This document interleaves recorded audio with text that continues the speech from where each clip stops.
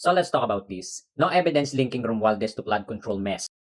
So okay, the two House Representatives Sia Alonto Adyong and Ronaldo Puno back to Senator Ping Lacson claim that there's no evidence linking for former Speaker Ferdinand Martin Romualdez to the flood control controversy. At ayon nga dito sa Manila, Philippines, two House lawmakers support Senate President Pro Tempore Pampilo Ping Lacson statement that no evidence link former Speaker Ferdinand Martin Romualdez to the flood control controversy, emphasizing the needs for fact-based investigation and due process.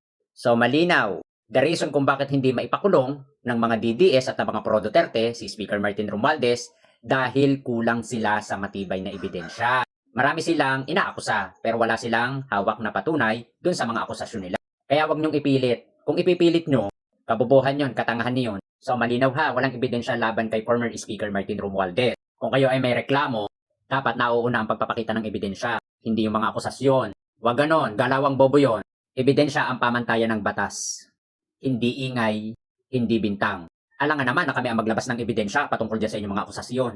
Kayo yung may claim, kayo yung nag-aakusa, dapat nasa inyo yung matibay na ebidensya para patutuuhan yung inyong mga akusasyon. Kaya hanggang ngayon nga kayo, di ba? Busog at liglig sa akusasyon, pero gutom na gutom sa ebidensya. Huwag ganon. Tanga yan!